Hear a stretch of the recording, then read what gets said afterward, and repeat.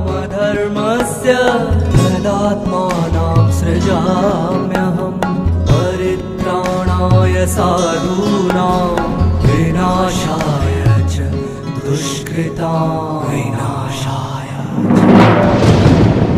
धर्म संस्थापनार्थाय संभवामि युगे युगे युगे युगे युगे युगे युगे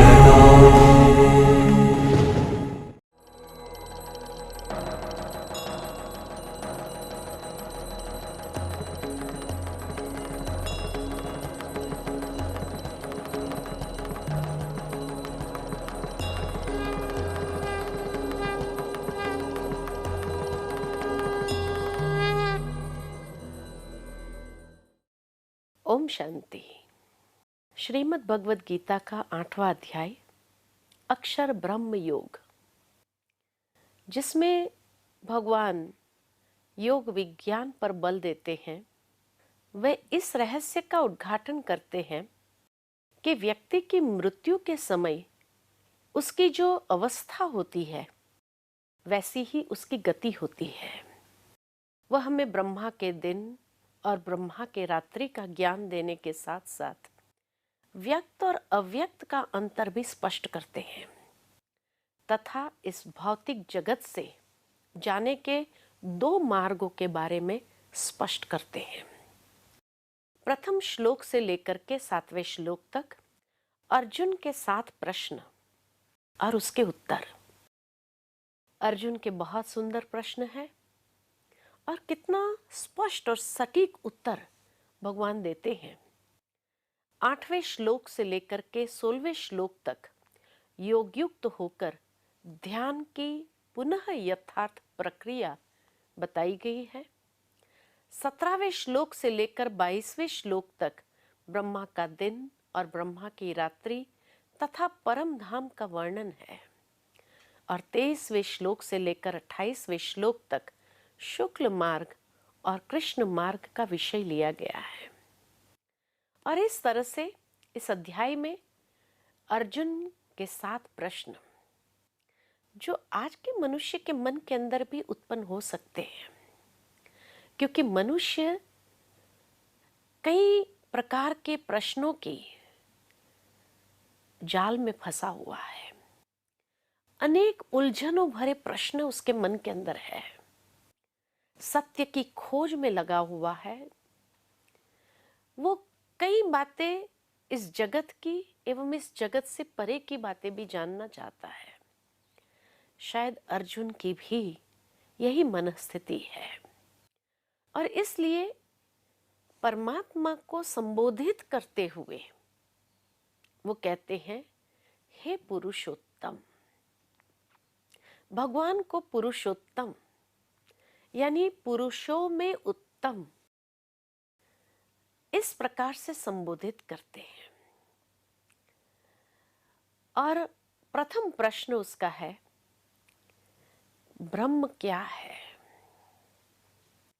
दूसरा प्रश्न है, अध्यात्म क्या है? तीसरा प्रश्न है, श्रेष्ठ कर्म क्या है? चौथा प्रश्न है, भौतिक जगत क्या है? 5वां प्रश्न है, देवता क्या है? 6ठा प्रश्न है, यज्ञ का अधिष्ठाता कौन है और वो मनुष्य शरीर में कैसे है? और 7वां प्रश्न है, मृत्यु के समय आत्म संयमी आपको कैसे जान सकते हैं?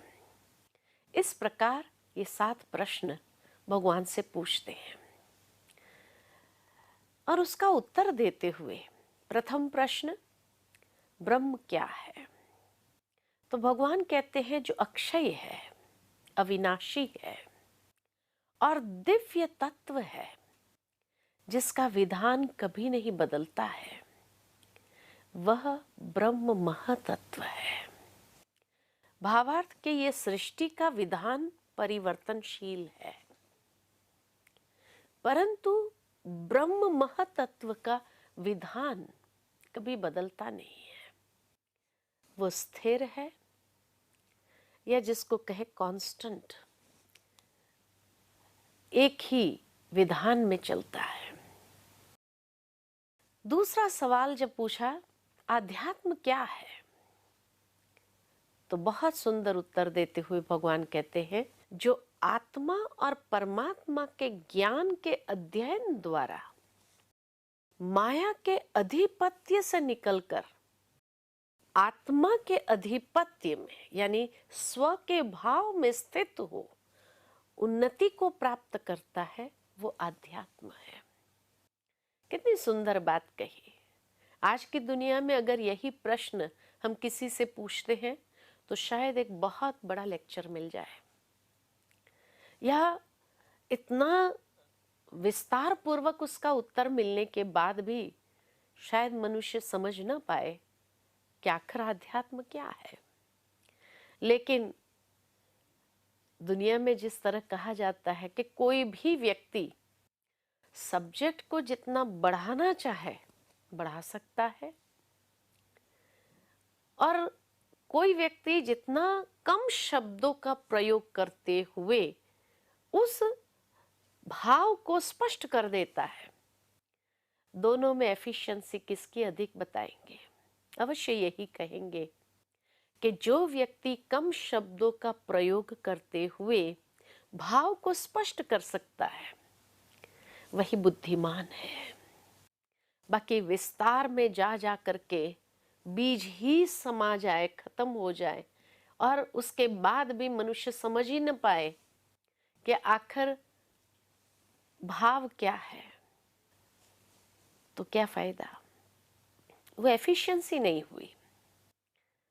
दुनिया में लोग सब्जेक्ट को कॉम्प्लिकेटेड बनाना जानते हैं, लेकिन बुद्धिमानी उसी को माना जाता कि जितना सब्जेक्ट को सरल बनाया जाए, समझ में आ जाए, कॉमन व्यक्ति की समझ में भी आ जाए, वो एफिशिएंसी है। और इसीलिए परमात्मा को कहा गया है बुद्धिमानों की बुद्धि, क्योंकि गीता जैसे विषय को भी इतना सिंपल सटीक भाषा में, स्पष्ट शब्दों में, कम शब्दों में उस भाव को स्पष्ट कर देते हैं। तो आध्यात्म का मतलब सार रूप में कहूं तो अध्ययन द्वारा आत्म उन्नति को प्राप्त करना, यह अध्यात्म है। अध्ययन किस चीज का? तो आत्मा और परमात्मा के ज्ञान का अध्ययन। उससे फायदा क्या होगा? उन्नति कैसे होती है?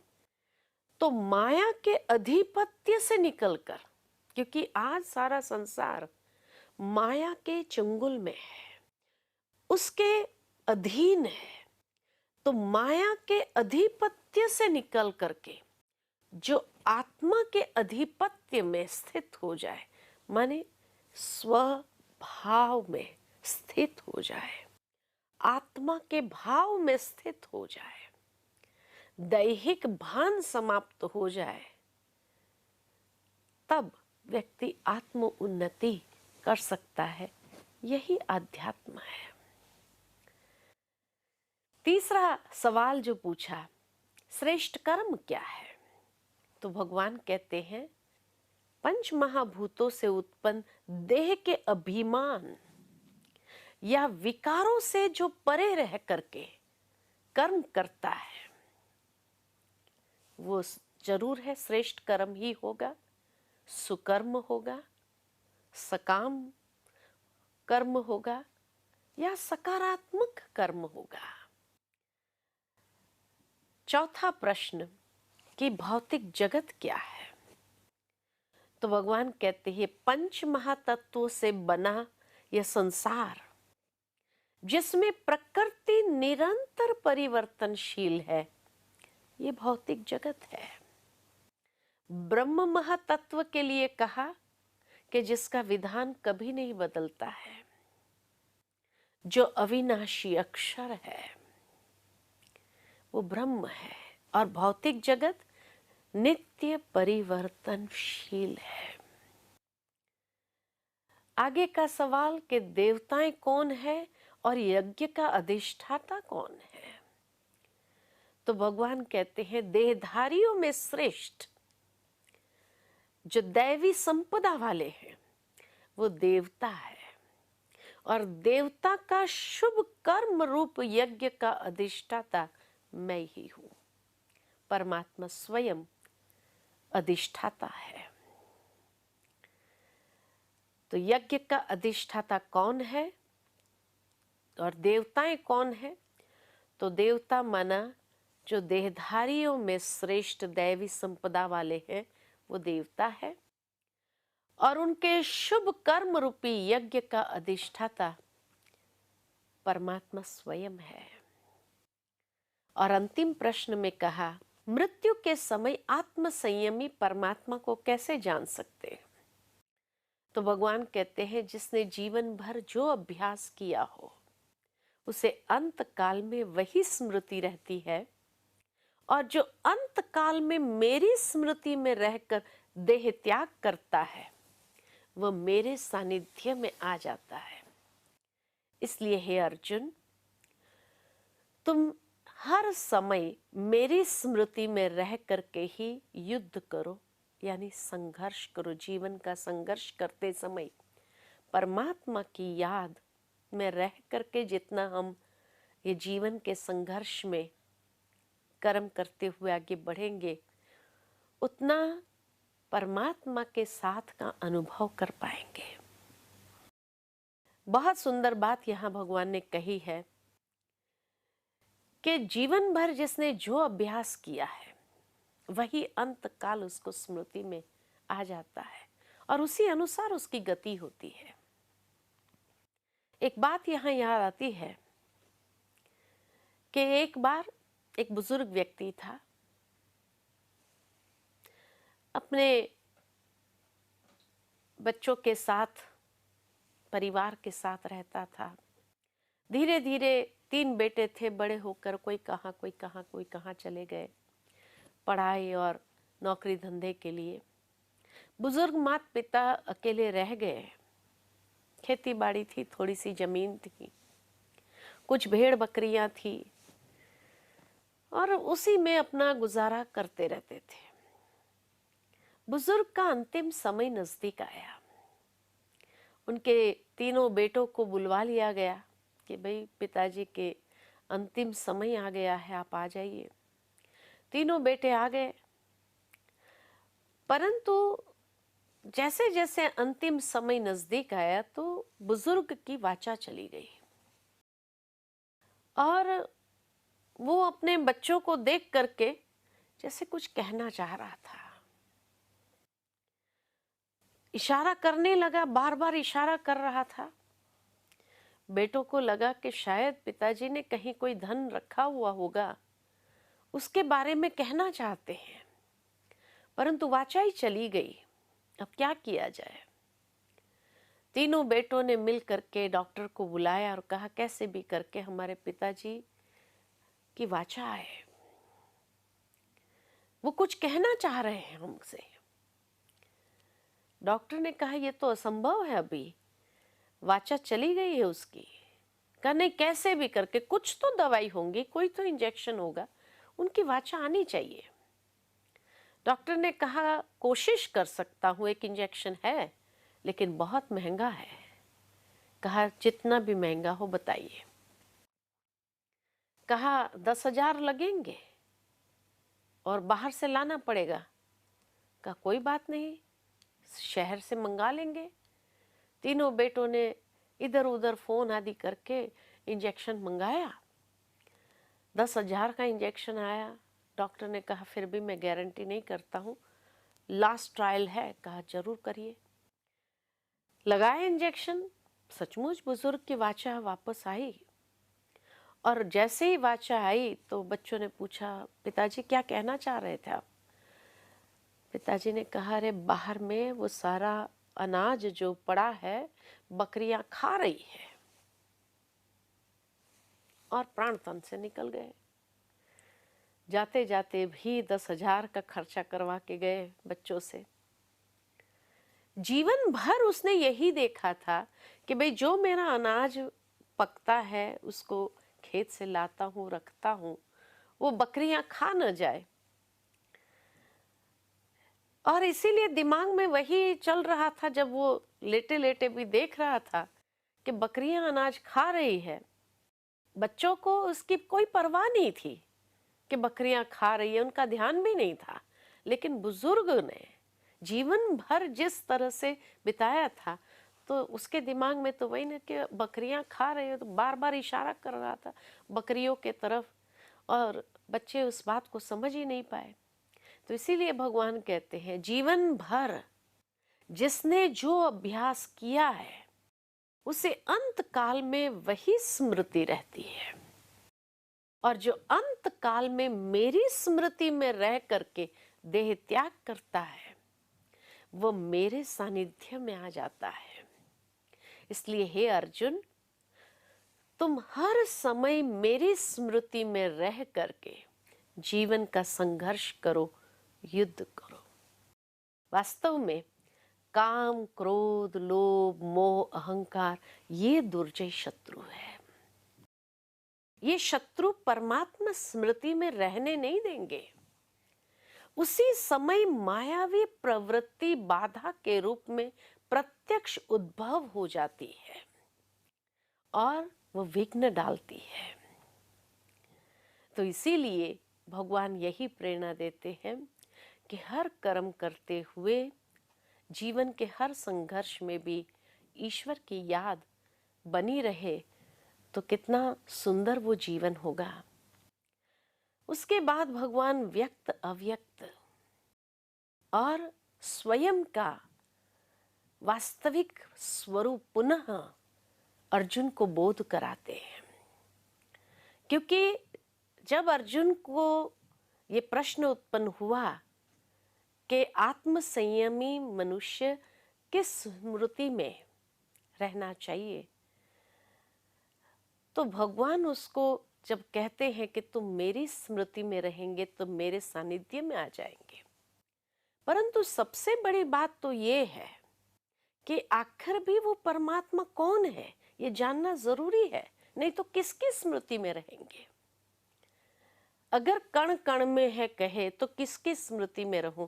मैं टेबल की स्मृति में रहूं, कुर्सी की स्मृति में रहूं, या कोई चीज की स्मृति में अपने मन को एकाग्र करूं? किस में एकाग्र करूं?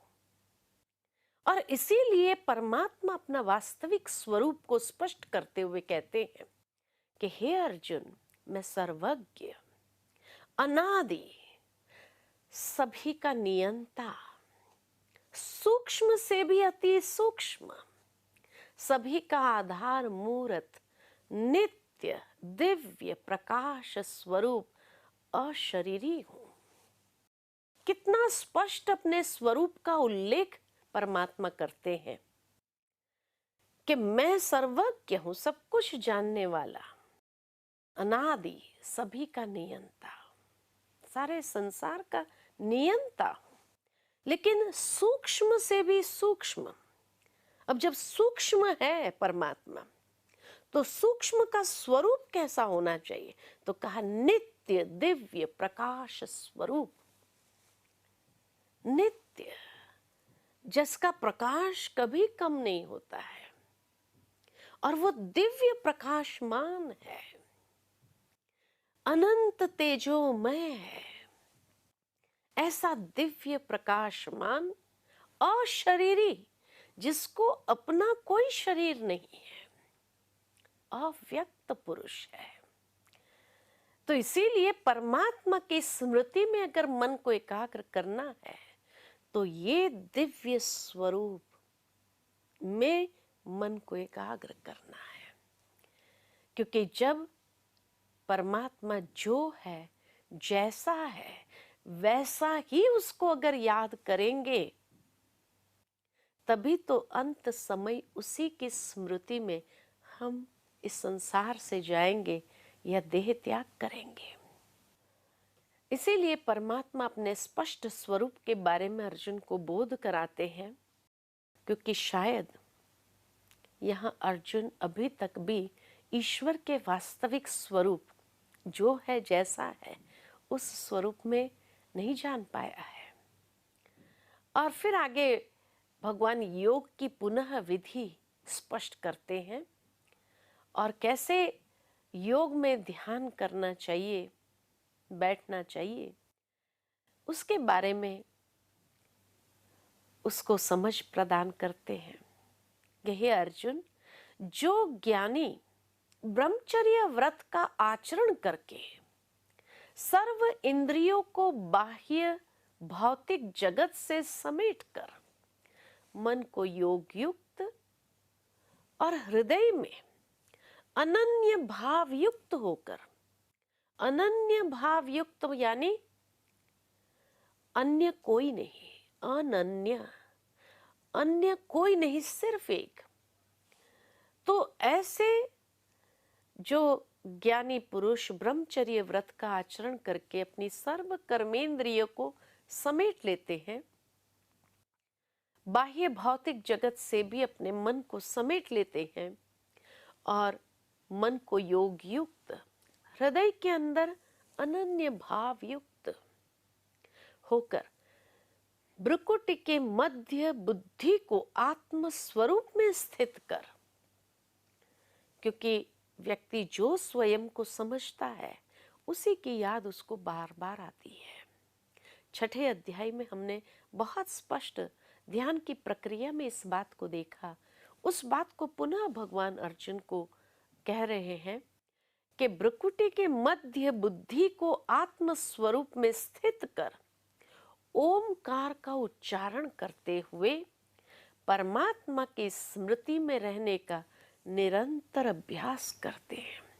ओमकार का उच्चारण यानी ओम की ध्वनि एक ऐसी ध्वनि है जो वाइब्रेशंस को प्रकंपित करते हैं या वातावरण के अंदर इतने शुद्ध वाइब्रेशंस, पावरफुल सकारात्मक वाइब्रेशंस को फैलाते हैं। तो इसीलिए ओमकार का उच्चारण करते हुए परमात्मा की स्मृति में रहने का निरंतर अभ्यास करते हैं, वह अंत काल में सर्व दुखों से मुक्त होकर दिव्यता और परम सिद्धि को प्राप्त करता है। ओमकार का उच्चारण, ओम शब्द के लिए कहा जाता है कि कितने हजारों मतलब इसके निकल सकते हैं, लेकिन उन सारे मतलबों में न जाते हुए जो प्रैक्टिकल ओमकार का उच्चारण करते हैं विधि सहित, वह एक परमात्मा के सानिध्य में मन को सहज ले जाता है, दिव्यता और परम सिद्धि को प्राप्त कर लेता है। इसीलिए ब्रह्मा कुमारी ईश्वरीय विश्वविद्यालय की जब शुरुआत हुई थी, उस समय उन्हें ओम मंडली के नाम से ही जाना जाता था। उस समय ब्रह्मा कुमारी इस नाम से नहीं जाना जाता था, क्योंकि आरंभ से ही परमात्मा ने जब ध्यान की प्रक्रिया में सभी भाई बहने बैठते थे तो और कोई ध्वनि नहीं लेकिन ओम का उच्चारण करते हुए ओम की ध्वनि को प्रकंपित करते थे और उसी ओम की ध्वनि के अंदर हर एक भाई बहनों का मन इतना एकाग्र हो जाता था परमात्मा की याद में। कई लोग दिव्य साक्षात्कार में चले जाते थे। इसीलिए ब्रह्मा कुमारी इस नाम तो बहुत बाद में पड़ा, लेकिन शुरुआत में ओम मंडली के नाम से ही जाना जाता था।